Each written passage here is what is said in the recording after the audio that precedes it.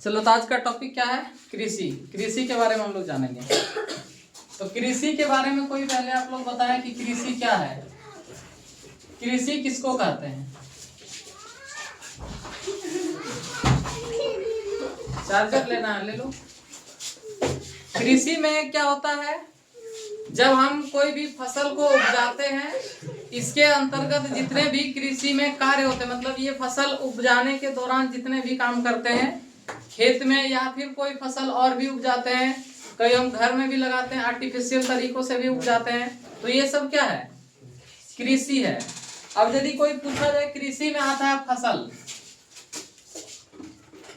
कृषि किस चीज का होता है? फसल का होता है, मट्टी पत्थर का नहीं होता। मट्टी का काम होता है बट मट्टी को उपजाया नहीं जाता, फसल को उपजाया जाता है।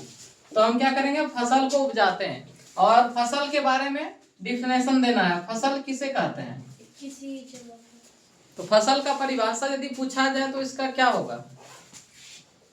किन्हीं को कुछ पता है फसल के बारे में? बताइए सर। किसी स्थान पर बड़े पैमाने पर उगाई जाने वाली, नियमित रूप से उगाने जाने वाली। मान लो ये कोई बड़ा पैमाना है, ये कोई बड़ा पैमाना है, कोई जगह है, ठीक है, और इस जगह पे एक ही किस्म के पौधे बहुत सारे लगाएंगे, ठीक है। जब कोई बड़े क्षेत्र में या कोई पैमाने पे बड़े क्षेत्र में एक ही किस्म के बहुत सारे पौधे लगाते हैं तो उसे हम लोग फसल कह सकते हैं। जैसे यहाँ पे हम धान का बीज को लगा दिए, धान का बीज को यदि हम लगाएं और ये बहुत सारे धान एक ही बार में लगाएं तो ये धान क्या कहलाएंगे? ये क्या कहलाएंगे? फसल कहलाएंगे, ठीक है। अब क्लास 10th में कुछ इंपॉर्टेंट क्वेश्चन भी है इसमें जो कि हम बताएंगे। आज का टॉपिक क्लास 10th के बारे में ही है कि तो क्लास 10th में जो चैप्टर है कृषि, इसके बारे में डिस्कस होगा। कुछ इसमें क्वेश्चन है जो कि बहुत इंपॉर्टेंट है, जैसे कि 2-3 क्वेश्चन हम लिखते हैं।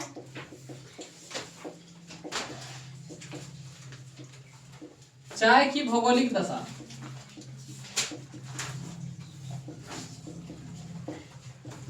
चाय की भौगोलिक दशा, कॉफी की भौगोलिक दशा,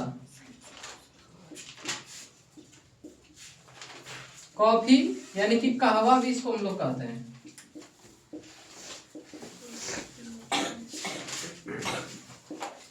भौगोलिक दशा, कपास की भौगोलिक दशा,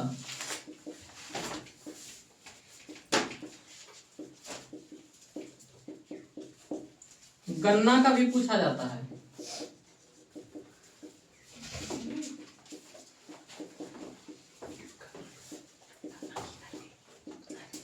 और कुछ छोटा क्या? चाय का पूछा जाता है, कॉफी, कपास, गन्ना, और एक है चावल, चावल की भौगोलिक दशा।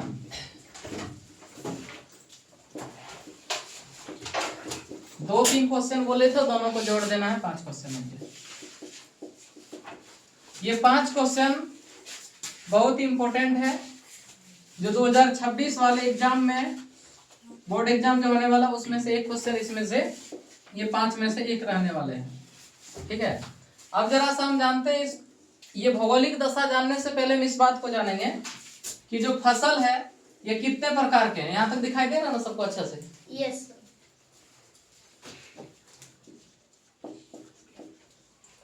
फसल के प्रकार, फसल कितने प्रकार में बटा हुआ है? 3 प्रकार में बटा हुआ है। रबी, खरीफ, जायद। रबी फसल, खरीफ फसल, और एक हो गया जायद फसल, जायद फसल। ये फसल बांटे हुए हैं 3 भाग में। अब जरा सा बताने का कष्ट करें कि ये जो रबी फसल है इसको कब बोया जाता है, रबी फसल को कब लगाते हैं और कब काटे जाते हैं। तो रबी फसल याद करने का सबसे बढ़िया ट्रिक है, रबी मीन हो गया रौ से रवि, रौ से रोटी, रोटी यानी कि गेहूं। तो गेहूं को हम लोग जानेंगे रवि से। तो गेहूं हो गया रवि फसल में। अब आपको ध्यान देना है कि गेहूं फसल जो है वो कब लगाया जाता है। अभी का जो मौसम है नवंबर में लगाया था, इसका अक्टूबर नवंबर आप लिख सकते हैं। तो यहाँ पे लिख दें अक्टूबर नवंबर में, अक्टूबर नवंबर में लगाए जाते हैं और फरवरी मार्च में काट ली जाती है। तब मार्च अप्रैल, हाँ तो फरवरी मार्च में भी कभी कभी कट जाता है, मार्च अप्रैल भी लिख, मतलब मार्च तक ये कंप्लीट हो जाता है। चलो अच्छा मार्च अप्रैल ही लिख लो, मार्च अप्रैल। पेन चाहिए दे रहे हैं। मार्च अप्रैल में कटाई की जाती है।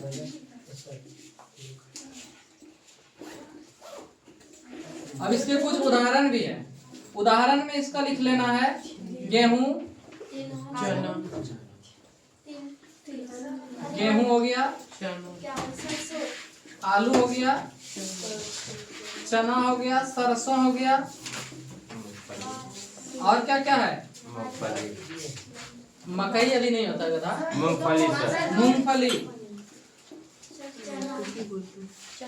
मूंगफली हो गया, ये सब है। हाँ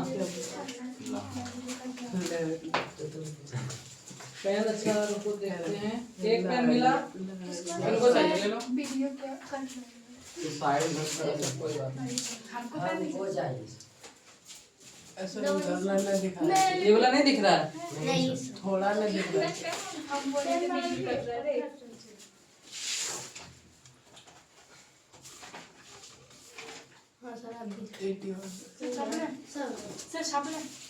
रुक जाओ, लिखने से पहले जरा समझ लेते हैं इसको। गेहूं हो गया, आलू हो गया, चना हो गया, सरसों हो गया, मूंगफली हो गया, और भी कुछ है।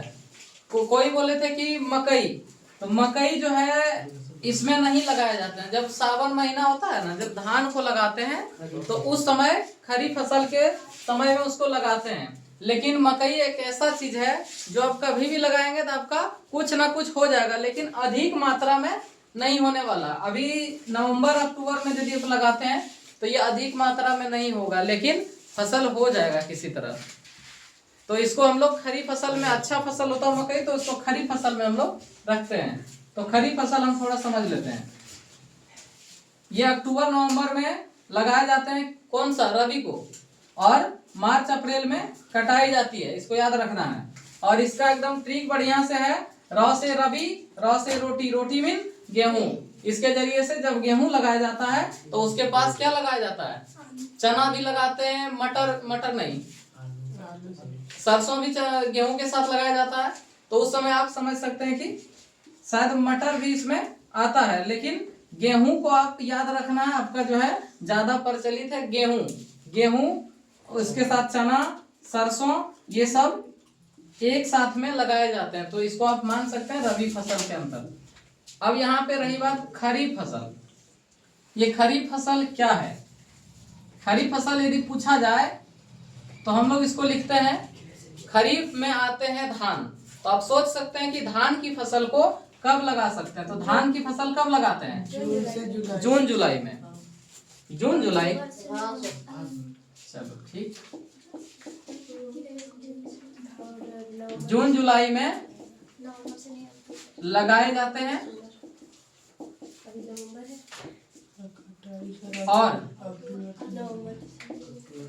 और अक्टूबर नवंबर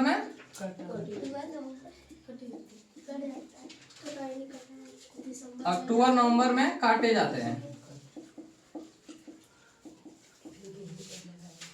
कुछ इसके उदाहरण हैं, जो हैं कौन कौन है? धान हो जाएगा, मक्का हो जाएगा, बाजरा भी हो जाएगा, कपास भी हो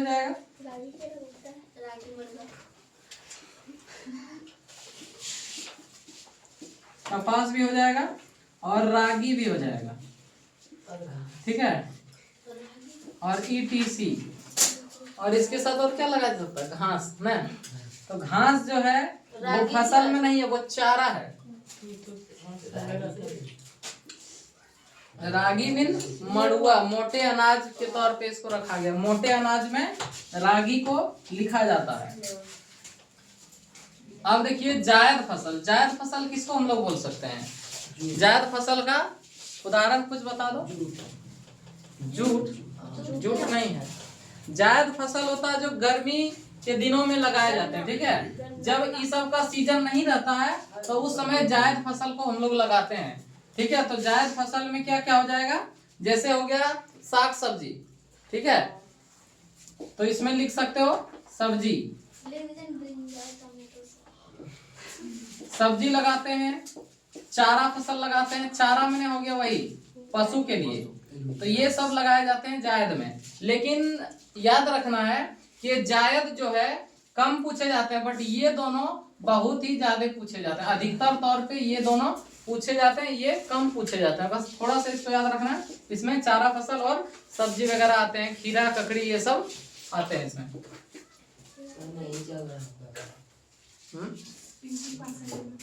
अच्छा देते हैं दूसरा पेन।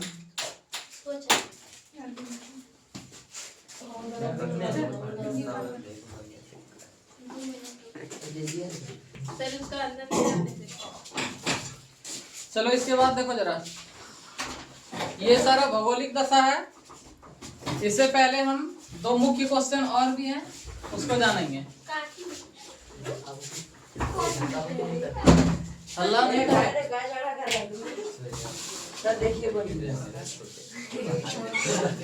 क्लास चल रहा है, यहाँ पे तुम लोग हल्ला कर रहे हो। पढ़ना नहीं है क्या? पढ़ने में मन नहीं लग रहा है? नहीं लग रहा है तो बताओ।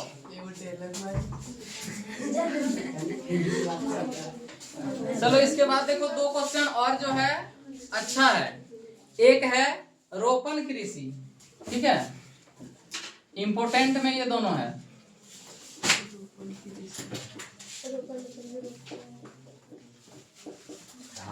एक है रोपण कृषि और दूसरा जो है वो है कर्तन दहन प्रणाली।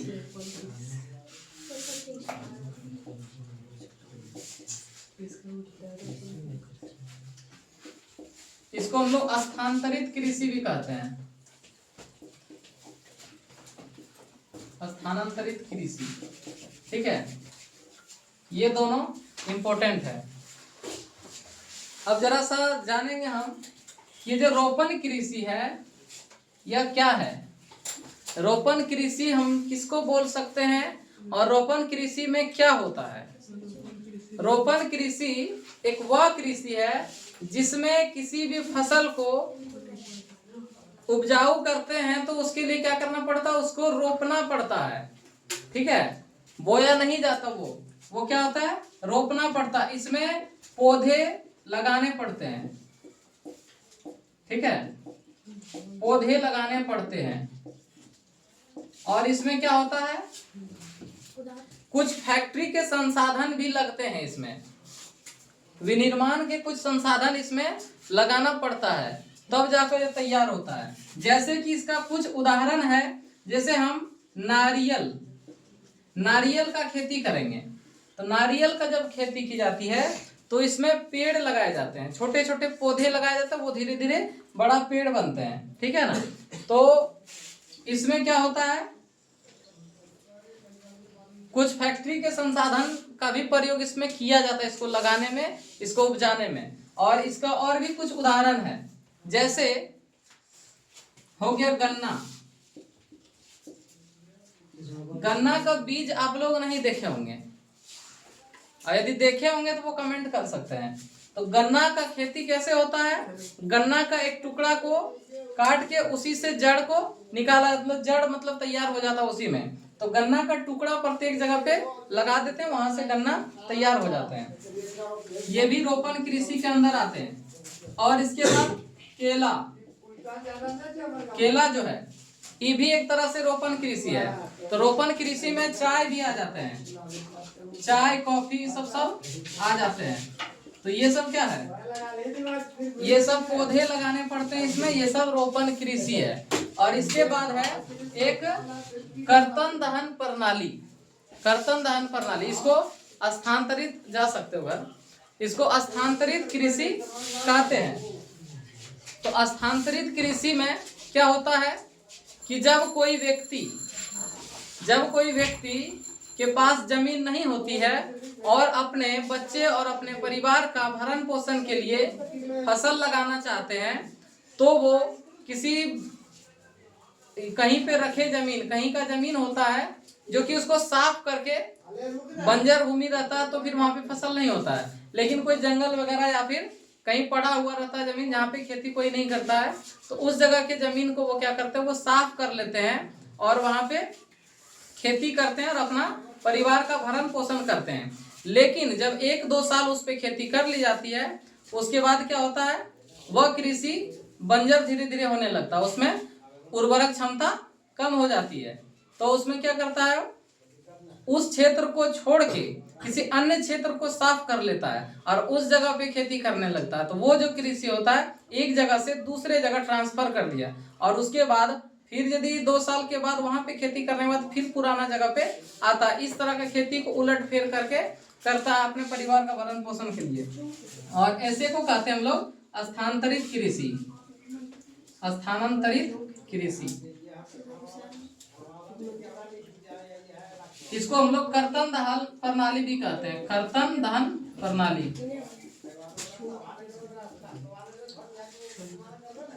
ये हो जाता है सर, इसी को झूम खेती भी बोलते हैं। हाँ, इसको हम लोग झूम खेती भी बोलते हैं। मतलब इस खेती का नाम बहुत जगह पे बहुत अलग अलग होते हैं। कहीं पे इसको झूम खेती, स्थानांतरित कृषि, कर्तन दहन प्रणाली, तो कुछ अलग अलग भी नाम रखे, और न जाने और भी कुछ नाम हो सकते हैं अलग अलग क्षेत्र में। तो फिलहाल जो है हम कर्तन दहन प्रणाली जो क्लास 10th के कृषि चैप्टर में जो है, इसमें ये क्वेश्चन था, इम्पोर्टेंट है। जिन किसी को यहाँ पे लिखना रहे वो लिख सकते हो। नहीं हुआ है।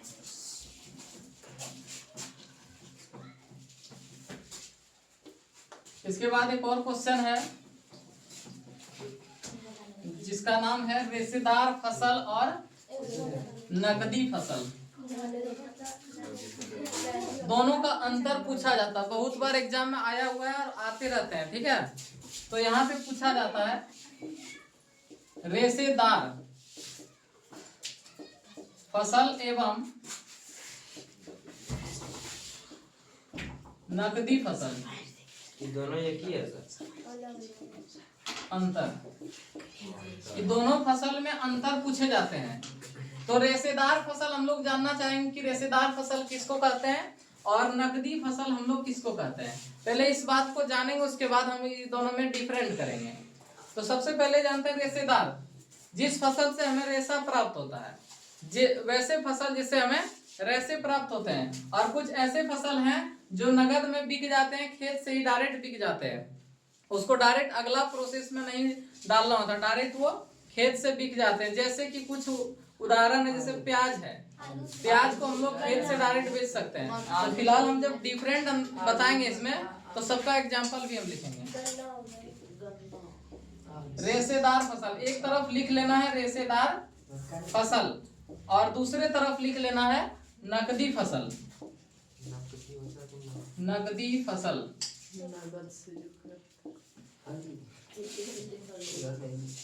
तो इसका पहला पॉइंट हम ये लिखेंगे कि वैसे फसल जिसका मतलब जिसको उपजा के कृषक उसके डंठल को जलाशयों में सड़ा के उससे रेशे प्राप्त करते हैं। तो इसमें लिख लेंगे वैसे फसल। वैसे फसल जिसको कृषक उपजाकर उसके डंठल को जलाशयों में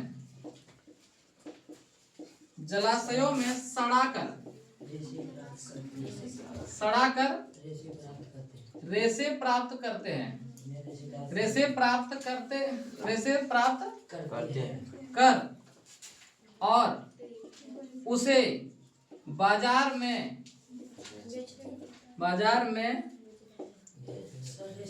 बेच कर लाभ कमाए जा सकते हैं या लाभ कमाते हैं। ये इसका डिफिनेशन हो गया। और नकदी फसल में क्या करेंगे, वैसे फसल है, लिख देते हैं, वैसे फसल जिसे उपजाकर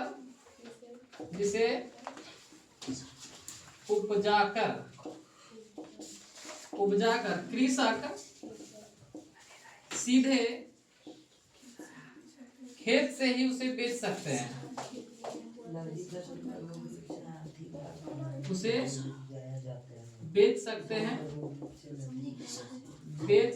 हैं, और आर्थिक लाभ कमा सकते हैं। ठीक है ना, आर्थिक लाभ कमा सकते हैं। इसके कुछ उदाहरण है। ये पहला पॉइंट इसका भी है, पहला पॉइंट इसका। दूसरा पॉइंट में लिख देना है उदाहरण में सबको पता है कि रेशेदार फसल में होता है कपास और जूट, है ना। हाँ, नारियल भी हो जाएगा, कपास और जूट।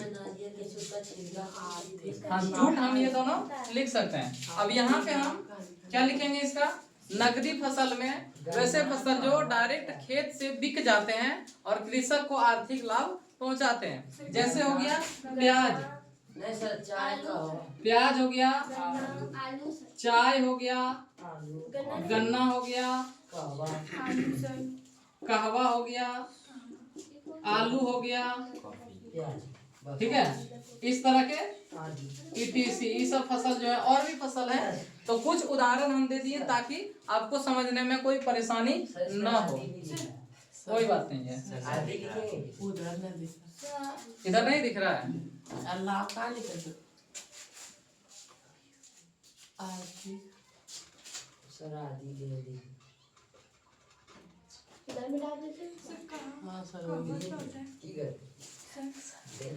आर्थिक लाभ कमा सकते हैं, यही था ना।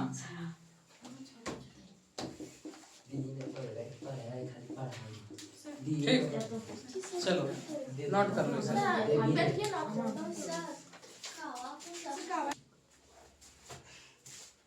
तो यहाँ पे थोड़ा सा गौ लिखना था, क लिख दिए हैं। तो आप लोग एडिट कर लें, सुधार कर लें। ये जो नकदी था लिख दिए, नकदी होता है। ठीक है, तो नकदी फसल होता है, यहाँ पे लिख लीजिए। तो गौ यहाँ पे लगेगा। ठीक है ना। बाकी इधर किसी में कोई दिक्कत लग रहा है तो आप कमेंट कर सकते हैं। मुझे जहाँ तक लग रहा है कि ये सही है। ठीक है, और इसको लिखने के बाद हम गेहूं का भौगोलिक दशा के बारे में बताते हैं।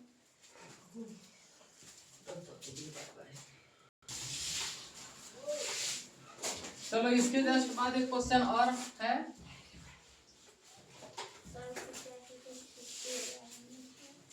अब इसमें क्या है, गेहूं का भौगोलिक दशा एग्जाम में आते रहते हैं और ऑब्जेक्टिव में भी कभी पूछेंगे या कभी सब्जेक्टिव में पूछेंगे। तो जो है इसको बना देना है। क्वेश्चन ये रहा, गेहूं का भौगोलिक दशा। तो सबसे पहले हमको क्या लिखना रहता है, उसका जो जलवायु है, जलवायु में आपको लिखना है, इसमें लिखना उष्ण मानसूनी।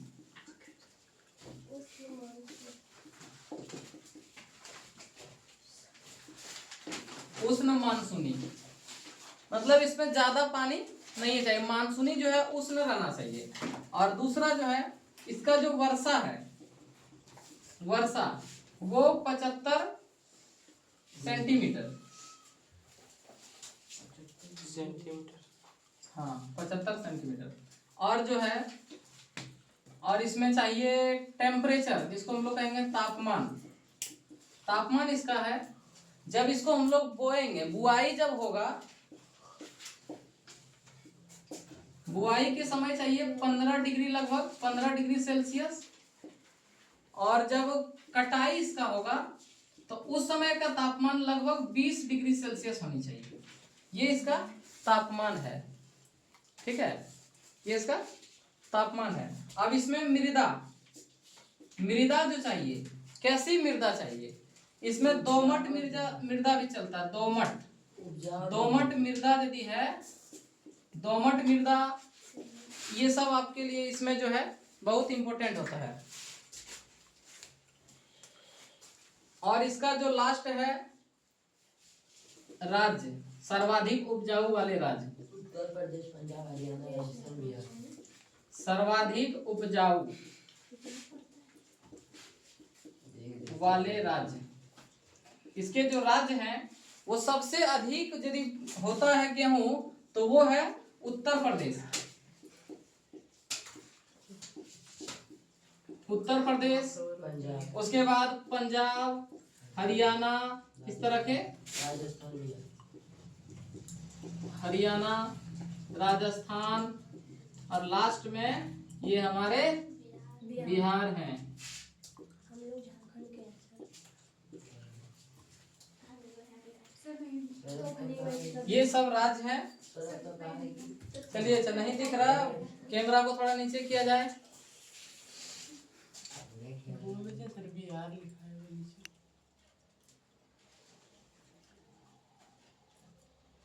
हाँ बस स्टॉप। तो दिख रहा है ना? नहीं, चलो लिख लो फटाक से। और ये जो है आज का इतना ही वीडियो रहेगा इसमें, और ये जितना ही क्वेश्चन दिए हैं वो सब इम्पोर्टेंट है और बोर्ड एग्जाम में इस बार आने वाला क्वेश्चन है। तो चलिए अगले वीडियो में जुड़े रहिए, इससे भी अच्छा टॉपिक लेकर आएंगे।